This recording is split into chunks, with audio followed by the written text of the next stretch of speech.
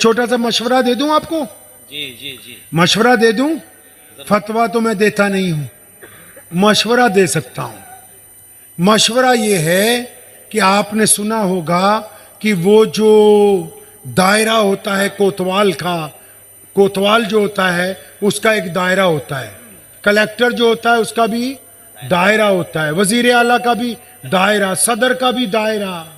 तो अक्सर हम लोग बात करते हुए कहते हैं कि भाई अपनी औकात से फाजिल बात, औकात से फाजिल बात मत करो।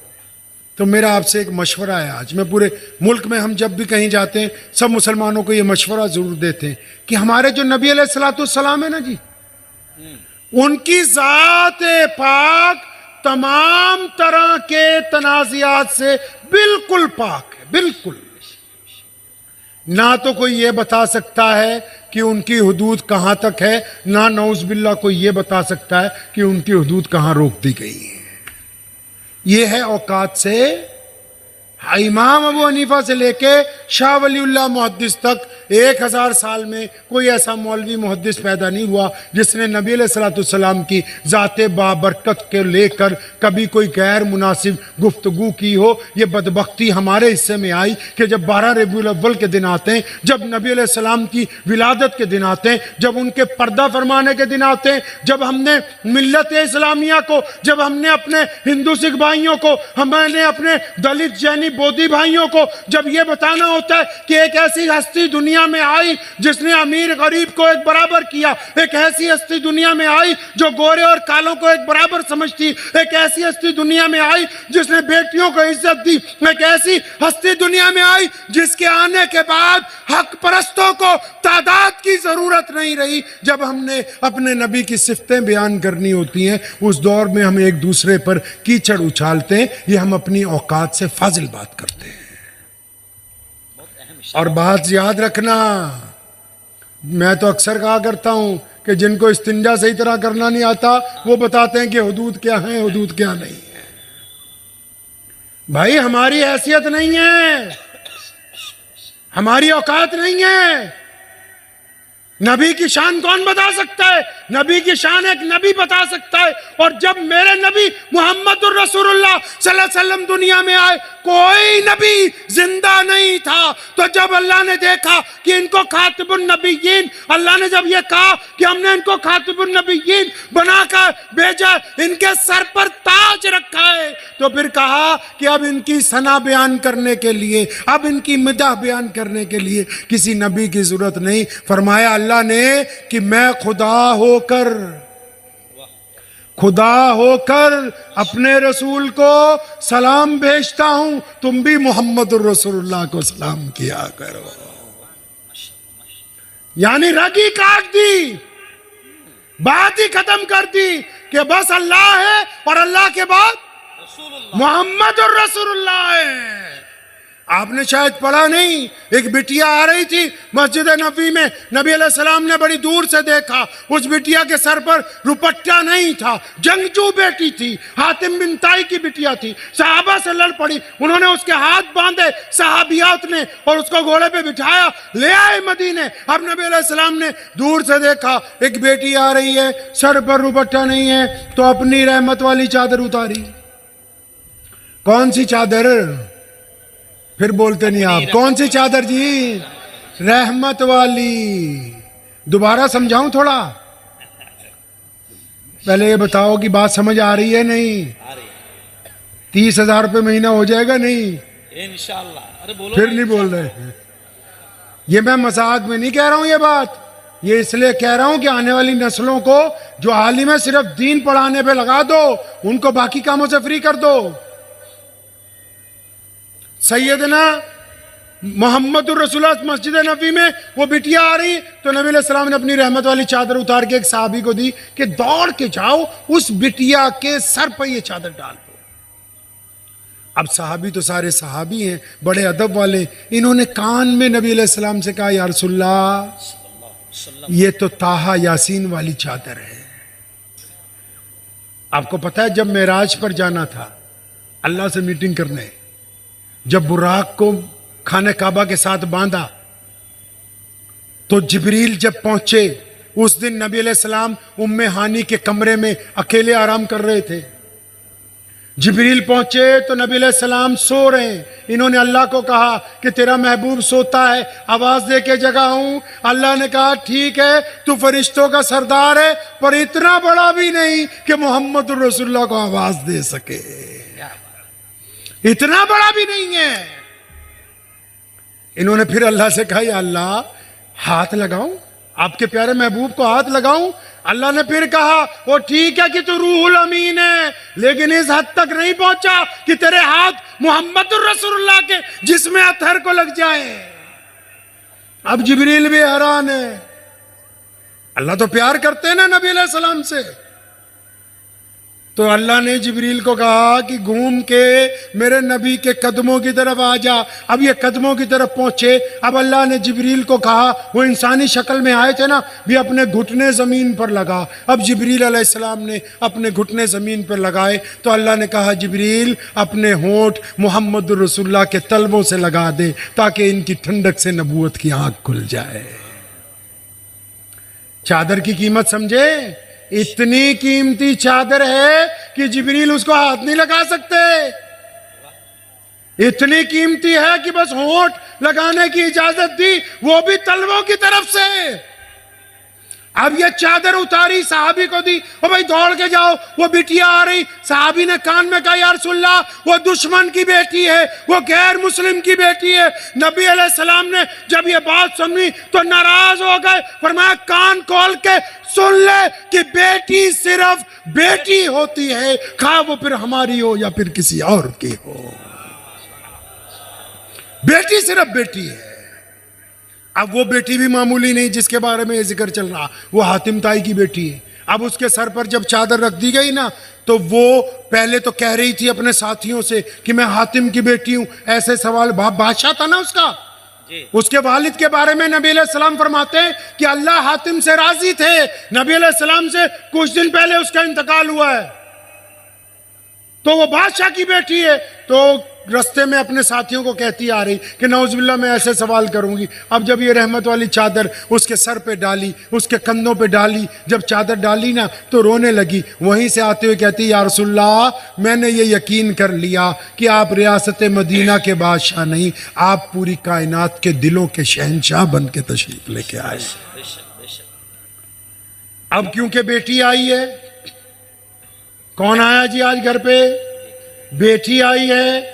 तो आज अबू बकर सिद्दीक को, उमर बिन खत्ताब को, मौला अली करमुल्लाह वजू को, सैयदना उस्मान जिन्नुरैन को, अबू उबैदा बिन जर्राह को, खालिद इब्न वलीद को, सैयदना अब्बास को, अब्दुल्ला इब्न जुबैर को, किसी को मशवरे के लिए नहीं बुलाया। फरमाया जल्दी आओ, बिटिया के लिए सवारियां, बिटिया के लिए खाना, बिटिया के लिए नए कपड़े। क्यों? बेटी आई है ना आज घर पे,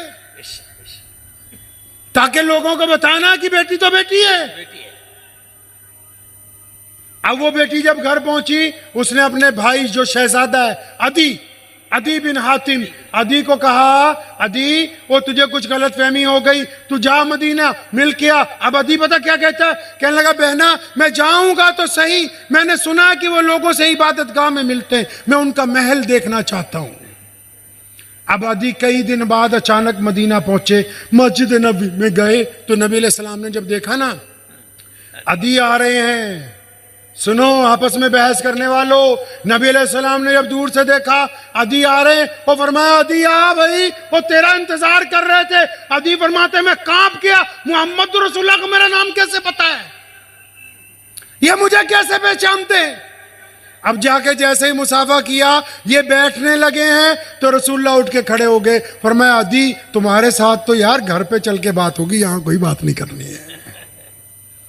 अरे घबरा गया कि यार ये तो इनको ये भी पता है कि मैं घर देखना चाहता हूँ। नबी अलैहि सलाम घर ले गए, खजूर की तनों का घर बना हुआ है, उसको खजूरें खाने के लिए दी, दूध पिलाया। मीटिंग का टाइम जब खत्म हुआ, फरमाया बिलाल को ले जाओ, मेहमान खाने में ठहराओ, मस्जिद में ले जाओ। तो ये अदी क्या कहते हैं, नबी अलैहि सलाम का हाथ पकड़ के यार रसूलुल्लाह आया तो वापस जाने के लिए था, शहजादा है ना।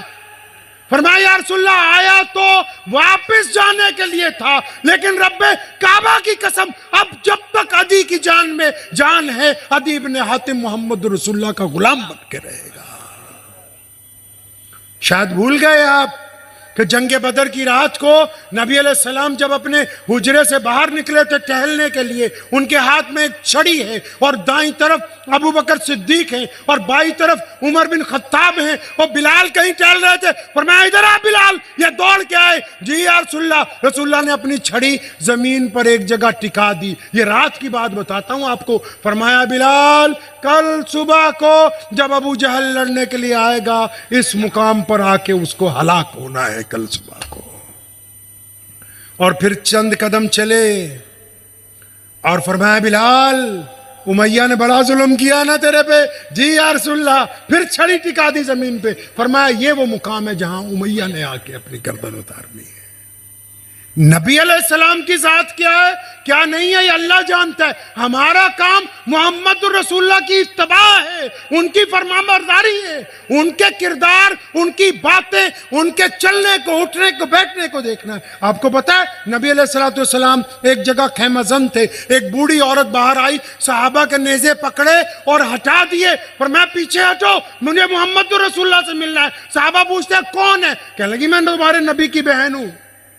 अब साहबा अंदर भागे भागे गए। या रसूलल्लाह, बाहर एक औरत आई है, अपने आप को आपकी बहन कहती है। अब नबी अलैहिस्सलाम ने कहा कि मैं तो सैयदा आमना का अकेला बेटा हूं। वो कौन है? एक साहबी फिर आए दौड़े दौड़े। या रसूलल्लाह, उसका नाम शीमा है, वो दाई हलीमा की बिटिया है। अब नबी अलैहिस्सलाम उठ के खड़े हो गए, फरमाया मेरी बहन है, जल्दी लाओ। अब शीमा जब पहुंची है ना अंदर, शीमा जब पहुंची हैं, नबी अलैहिस्सलाम ने अपनी बहन के लिए बिस्तर लगवाया, वो उस पर बैठ गई, उनके आगे नाश्ता लगाया गया और पूछा कैसे आई? पर या रसूलल्लाह, मेरे इलाके के कुछ कैदी हैं। फरमाया मेरी बहन के इलाके के जो कैदी हैं उनको बिना जिजिया के रिहा करो। फिर फरमाया मेरी बहन तू बूढ़ी हो गई, तूने मुझे गोद में उठाया, चल मेरे साथ मदीना, तेरे लिए एक घर दूंगा, खादिमाएं दूंगा, खर्चा मेरा, जिम्मेदारी मेरी।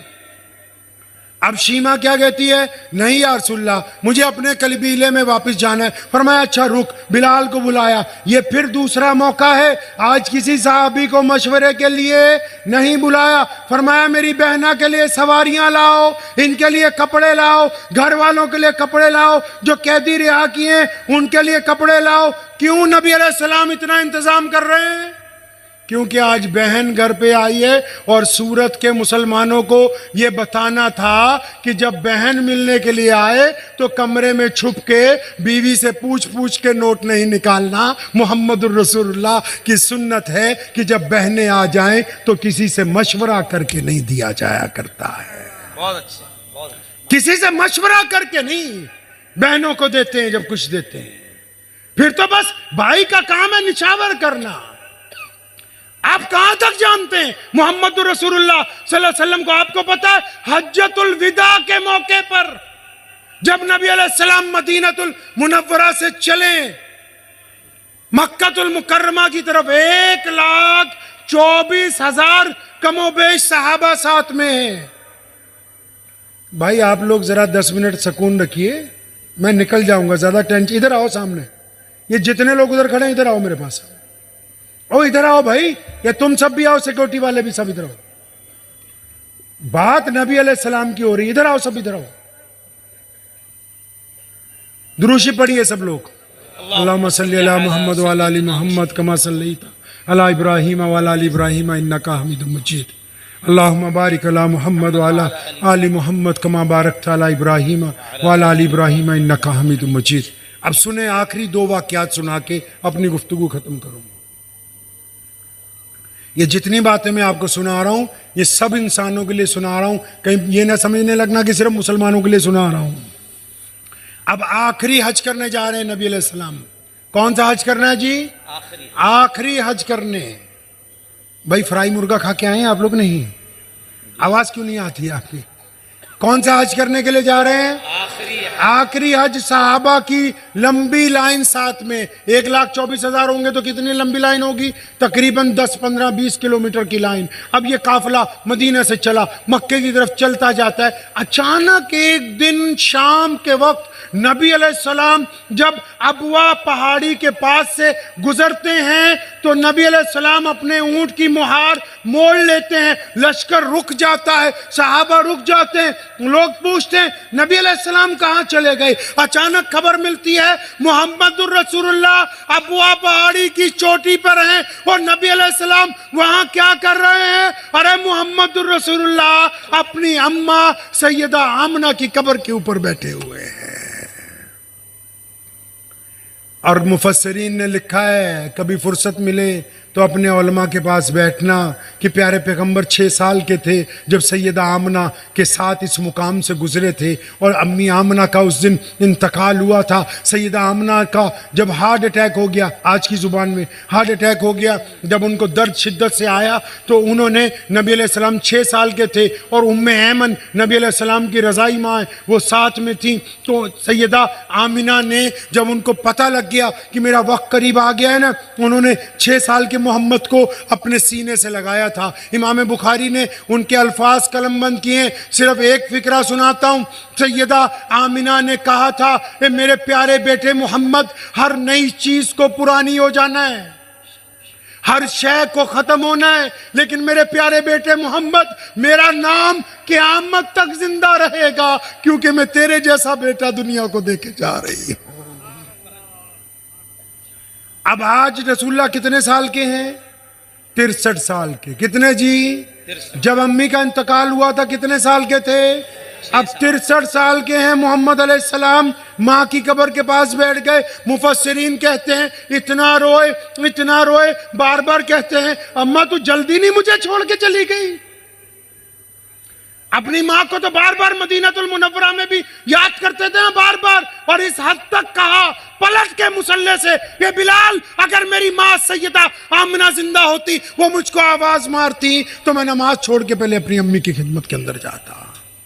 तो आज अपनी माँ की कब्र के पास बैठे, इतना रोए, दाढ़ी मुबारक से आंसू जारी हैं। फिर वही दोस्त आगे बढ़ा, कौन? अबू बकर सिद्दीक। उन्होंने बड़ी जुर्रत से नबी अलैहिस्सलाम को कान में पूछा, कुर्बान जाऊं मोहम्मद रसूलुल्लाह की हर एक अदा पर। वो अपने आका से पूछते हैं या रसूलुल्लाह क्या हुक्म है?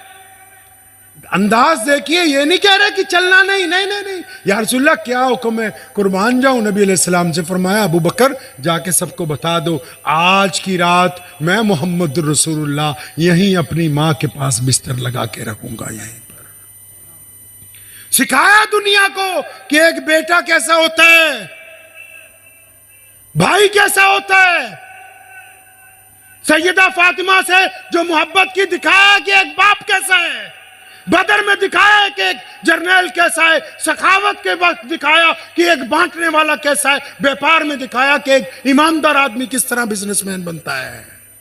और शायद आपको यह भी नहीं पता होगा कि जिस दिन मक्का फतेह हुआ था ना, सबको माफी दे दी गई थी, किसी को कत्ल नहीं किया गया था।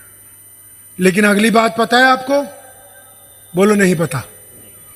बोलो तनख्वाह भी नहीं बढ़ाएंगे मौलवियों की।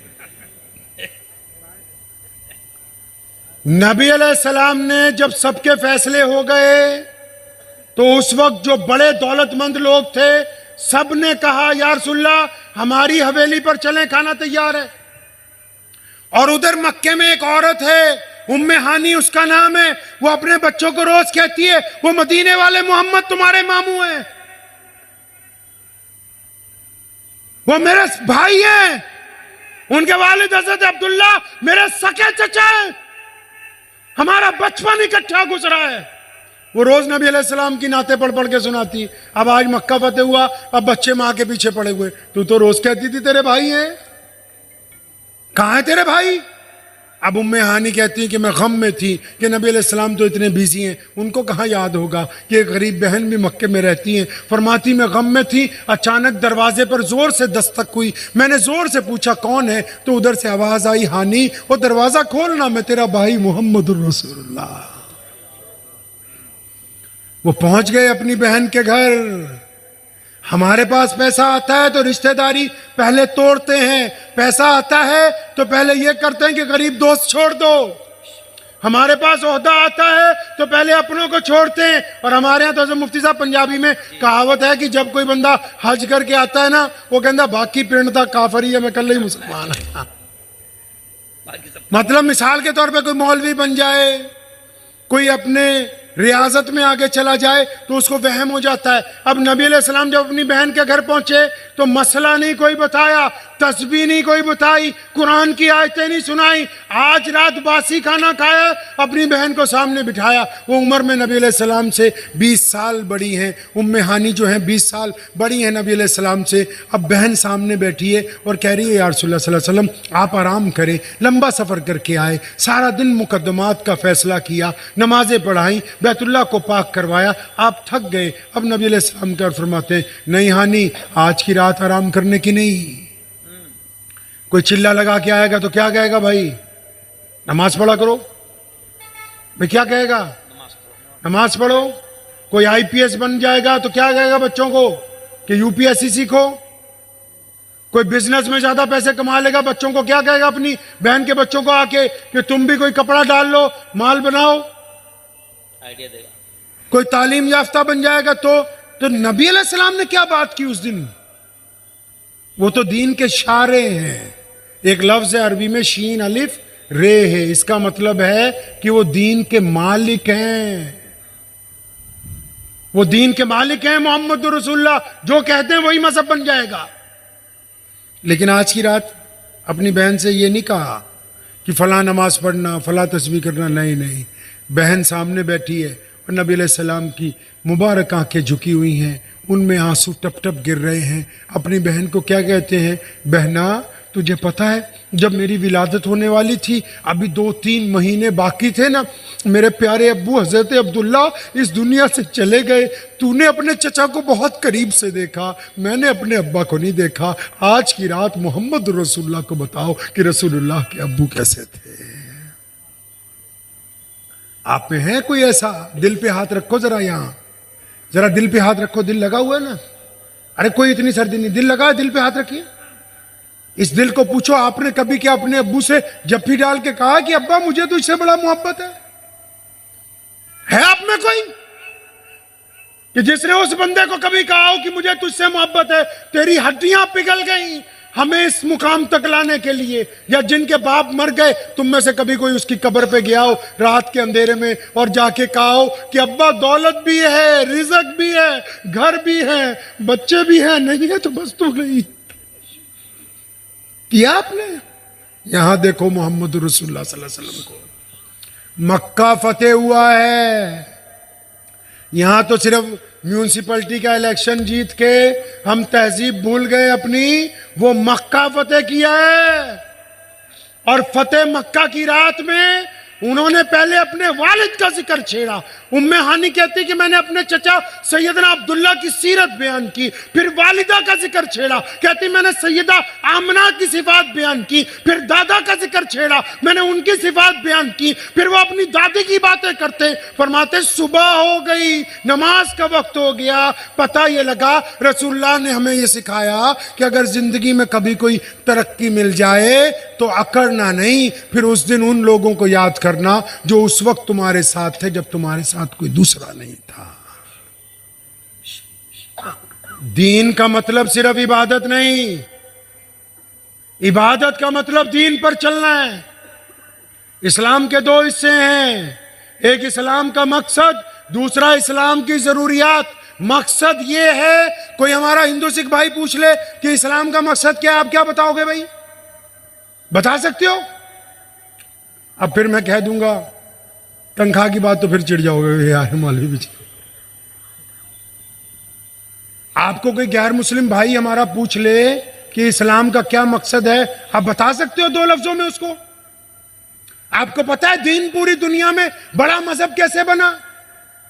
आपको इस बात का इल्म है कि जहां सूरज डूबता है वहां शाम को अजान होती है, सुबह सुमात्रा इंडोनेशिया से जब सूरज निकलता है तो अजान। ये पता है ऐसा क्यों हुआ? अल्लाह एक है। आदम अलैहिस्सलाम ने कहा, इब्राहिम अलैहिस्सलाम तक 1,24,000 नबियों ने कहा, फिर इब्राहिम अलैहिस्सलाम से 3 शाखें निकली।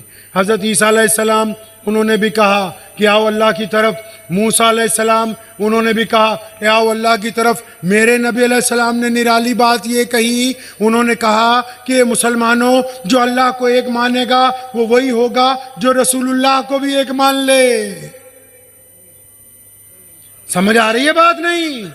जो खत्मे नबूवत पर यकीन रखता हो, जिसका नबी एक हो, वही मुसलमान है। तो साहबा ने पूछा था या रसूलल्लाह, हमने आपको अल्लाह के नबी माना, आपके अल्लाह को अल्लाह माना, अब बताओ तो सही चाहते क्या हो, एजेंडा क्या है, मकसद क्या है? तो मेरे नबी अलैहिस्सलाम ने छोटी सी बात कही थी। ये फरमाया मेरे साहबा, जिसने एक रब और एक रसूल को मान लिया उस पे लाजिम है कि वो दुनिया के तमाम इंसानों को बराबरी का दर्जा देगा। सरकार कहती है ना पूरी दुनिया की, अभी ट्रंप बाबू ने भी कहा कि चुनाव जब हुआ था कि मैं अच्छी हॉस्पिटलिटी दूंगा, मैं अच्छा इन्वेस्टमेंट दूंगा, मैं अच्छा कारोबार। सरकार क्या कहती है पूरी दुनिया की, कोई भी सरकार की, रोटी कपड़ा। और मेरे नबी ने क्या कहा? ना रोटी की बात की, ना कपड़े की बात की, ना मकान की बात की। उन्होंने क्या बात की पता है आपको? पता है क्या होना? नहीं पता? जोर से गुजर अगर नहीं पता। उन्होंने, अच्छा आपको ये पता है असी पंजाबी था कहने फुफड़, समझ दो तुसी फुफड़ किनू कहते? नहीं समझते? अरे दामाद को क्या कहते हो आप लोग उर्दू में? बहनोई, जवाई।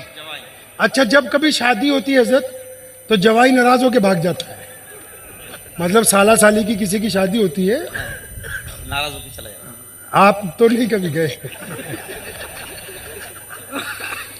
तो जवाई नाराज होके क्यों जाता है पता है आपको?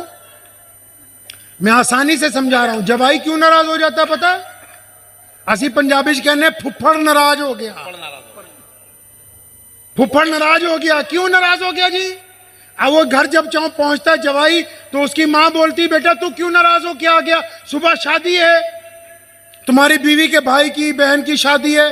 तो ये जाके ये नहीं कहता कि कपड़े अच्छे नहीं थे, ये भी नहीं कहता खाना अच्छा नहीं था, ये नहीं कहता कि कमरा अच्छा नहीं था, ये जाके अपनी अम्मी अब्बू को कहता है कि मेरे सालों ने, मेरे सास ससुर ने मेरी इज्जत नहीं की है। जैसी करनी थी। बात समझ आ रही है नहीं? तो हमारे नबी कहो सल्लल्लाहु